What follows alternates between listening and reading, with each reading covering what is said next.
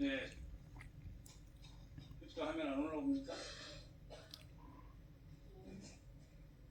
지금 윤석열이 대통령 된 이후 특히 2023년 말부터 2024년까지 오로지 한 일은 개헌 모의, 해외 순방, 골프장에서 개헌 모의, 반저에서의 만찬 개헌 모의로 점철되어 있습니다. 2023년 12월 윤석열, 김영현, 신원식, 조태영, 이 자리에 계신 김명수 의장님, 여인영에게 비상대권 언급했다. 2024년 3월부터 4월까지 다시 삼청동 안가에서 신원식, 조태영, 여인영, 김영현에게 비상대권을 언급했으며 이때 이미 일본신문에서 보도된 바와 같이 외교참모들에게 술자리에서 자주 개헌 언급을 했죠. 그렇게 해서 5월, 6월, 7월, 8월 계속됩니다. 그 다음 화면 보십시오. 9월, 10월, 11월, 12월 윤석열은 국회를 해산하고 짓밟고 이상입법 대책기구를 설치해서 국회의원들을 비온 벙커로 보내고 이것이 유스트리 벙커로 가두고 선관위의 조작된 진술서를 받아서 더 이상 대한민국을 선거 없는 나라로 만들고 대법관 그리고 현직 판사까지 구속, 체포해서 사법부를 마비시켰어. 입법, 사법, 선관위 전체를 뒤집었고 영구집권을 꾀했습니다. 자, 다음 화면 한번 봐주십시오. 개헌 모의를 위해서 2024년 2월 23일 이진우 소방사령관, 곽종근 특전사령관 방첩사 방문하셨죠?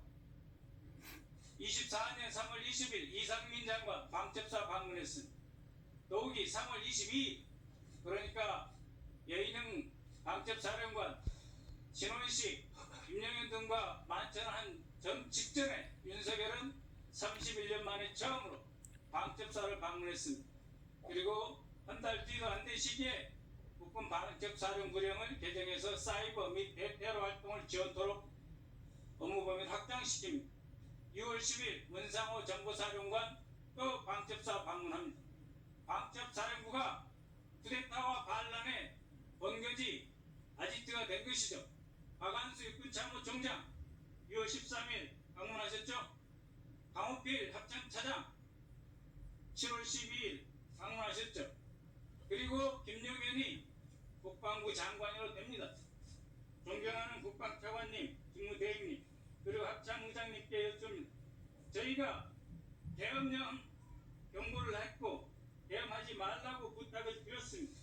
단 한 분이라도 차관님과 합참의장께서는 계엄 가능성에 대해서 예하 사령관들에게 특히 지작사령관, 방첩사령관, 특전사령관, 수방사령관에 대해서 한 번이라도 경고하신 적 있습니까?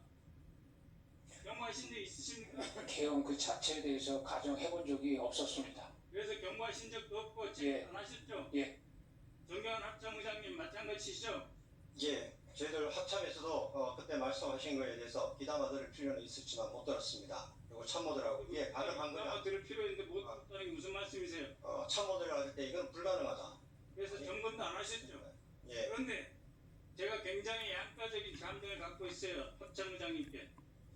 그 어려운 시기에 계엄에 전폭적으로 동참하지 않고 그래도 국방 의무를 지키기 위해서 차관과 함께 노력해 주시고 아직도 저는 지작사령관 강호필 대장에게 존경심을 포기하지 않고 있습니다. 지금 이 엄중한 시기에 세 분이 대한민국 안보를 지키셔야 되기 때문이죠.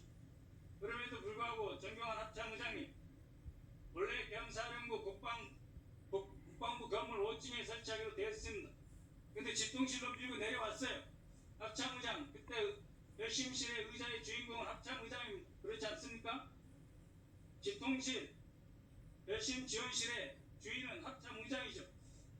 어느 순간이라도 적이 공격하면 바로 격퇴시켜서 대한민국을 지켜셔야 할 합참의장의 자리, 그날 장관과 쿠데타 세력에게 빼앗기셨죠. 그러면서 10시 40분에 전군 경계태세를 내려야 하는 그런 비극적인 결정을 하셨죠. 그러셨죠? 우리 통제실 결심지원실에 의장 자리 뺏기셨죠? 대답 왜 안 하십니까? 말씀을 하시면 말씀드리겠습니다. 그 부분은 조금 설명이 필요하기 때문에 다 듣고 말씀. 그러면은 제 질문 끝나고 다시 답변해 주십시오. 박종근 사령관. 예. 아까 정병환 합참의장이 뭐 북풍 이용하지 않는다 그런 말씀하셨는데 북한의 서울에 북한 테러 부대가 침투할 가능성이 있고 매우 심각하다. 국방장관이 직접 지시한다. 이런 말씀을 에야 부대에 하신 적 있죠? 그리고 여인영 방첩사령관은 11월부터 북한 오물 풍선이 심각하다. 통신 대기하라. 계속해서 지시를 했습니다. 그러나 실제 북한에서 오물 풍선 내려온 건 11월 18일, 28일 두 번뿐이었습니다.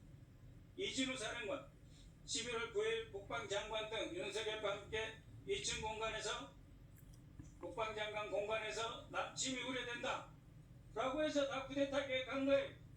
그런데 어제 있은 국회 정보위에서 조태영 국정원장은 일체 대남 도발 흔적 없었다 이렇게 말씀하셨어요.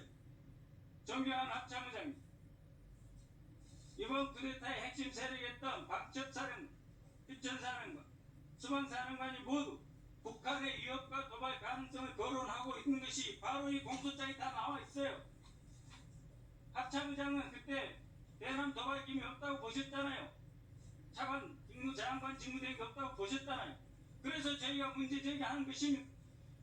합참의장, 그럼에도 불구하고 민주당이 무슨 괴담입니까? 이렇게 해서 부대를 동원해서 내란을 일으킨 거 아닙니까? 그렇게 해서 선관위까지 사법부까지 입법부까지 다 짓밟고 영구집권하려고 하는데 우리 군이 이용당해서